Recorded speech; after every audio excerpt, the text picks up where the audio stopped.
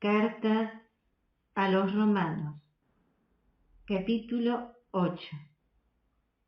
Por lo tanto, ya no hay condenación para aquellos que viven unidos a Cristo Jesús, porque la ley del Espíritu que da la vida te ha librado en Cristo Jesús de la ley del pecado y de la muerte.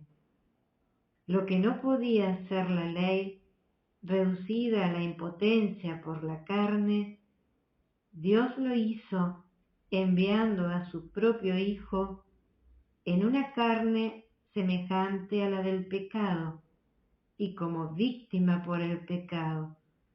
Así, Él condenó el pecado en la carne, para que la justicia de la ley se cumpliera en nosotros, que ya no vivimos conforme a la carne, sino al Espíritu. En efecto, los que viven según la carne desean lo que es carnal.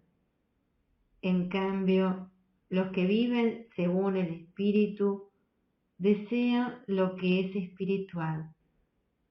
Ahora bien, los deseos de la carne conducen a la muerte, pero los deseos del Espíritu conducen a la vida y a la paz. Porque los deseos de la carne se oponen a Dios, ya que no se someten a su ley, ni pueden hacerlo. Por eso, los que viven de acuerdo con la carne no pueden agradar a Dios. Pero ustedes no están animados por la carne, sino por el Espíritu, dado que el Espíritu de Dios habita en ustedes. El que no tiene el Espíritu de Cristo no puede ser de Cristo.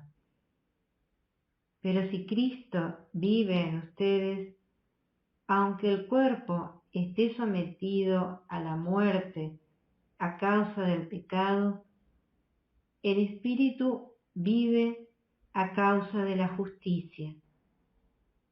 Y si el Espíritu de aquel que resucitó a Jesús habita en ustedes, el que resucitó a Cristo Jesús también dará vida a sus cuerpos mortales, por medio del mismo Espíritu que habita en ustedes. Hermanos, nosotros no somos deudores de la carne para vivir de una manera carnal. Si ustedes viven según la carne, morirán. Al contrario, si hacen morir las obras de la carne por medio del Espíritu, entonces vivirán. Todos los que son conducidos por el Espíritu de Dios son hijos de Dios. Y ustedes no han recibido un espíritu de esclavos para volver a caer en el temor, sino el espíritu de hijos adoptivos que nos hace llamar a Dios Abba, es decir, Padre. El mismo Espíritu se une a nuestro espíritu para dar testimonio de que somos hijos de Dios. Y si somos hijos, también somos herederos, herederos de Dios y coherederos de Cristo, porque sufrimos con Él para ser glorificados con Él. Yo considero que los sufrimientos del tiempo presente no pueden compararse con la gloria futura que se revelará en nosotros.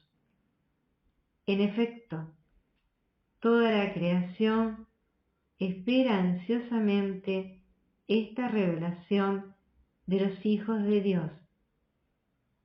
Ella quedó sujeta a la vanidad, no voluntariamente, sino por causa de quien la sometió, pero conservando una esperanza, porque también la creación será liberada de la esclavitud de la corrupción para participar de la gloriosa libertad de los hijos de Dios.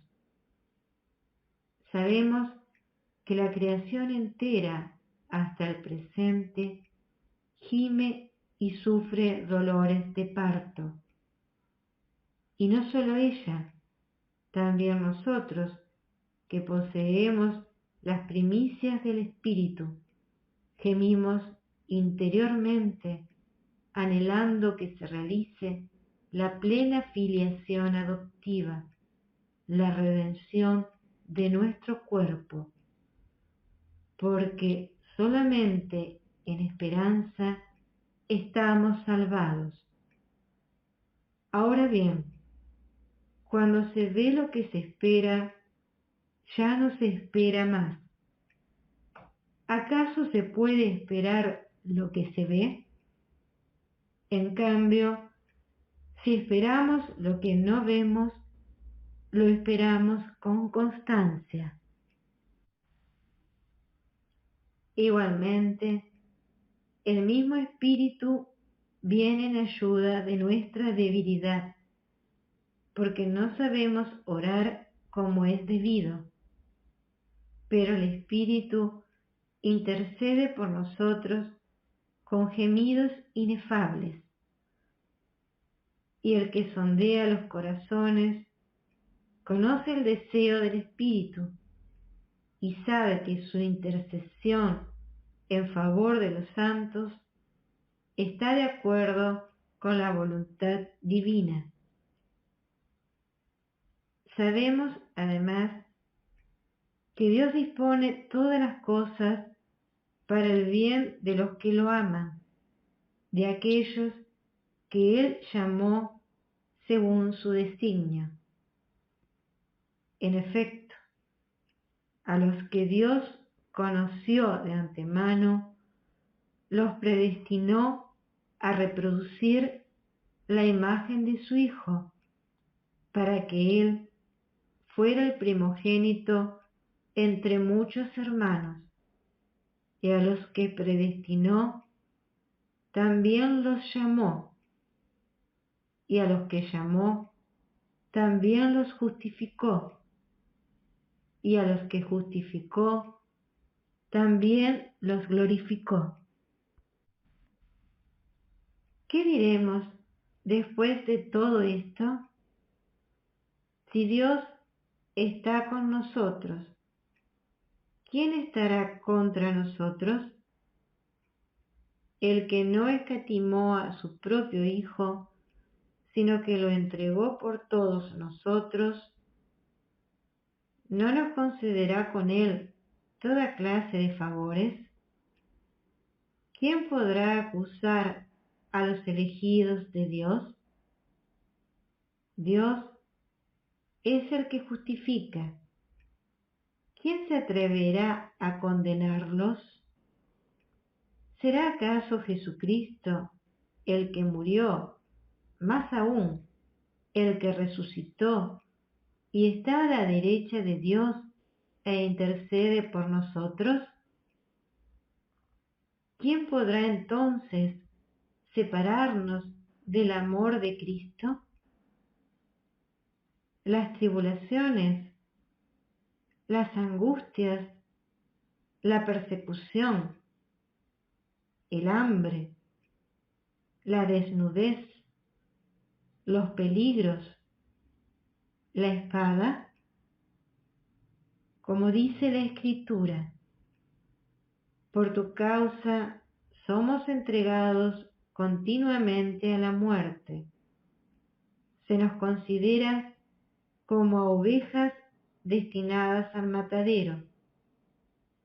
Pero en todo esto obtenemos una amplia victoria, gracias a aquel que nos amó. Porque tengo la certeza de que ni la muerte, ni la vida, ni los ángeles, ni los principados, ni lo presente, ni lo futuro, ni los poderes espirituales, ni lo alto, ni lo profundo, ni ninguna otra criatura podrá separarnos jamás del amor de Dios, manifestado en Cristo Jesús, nuestro Señor.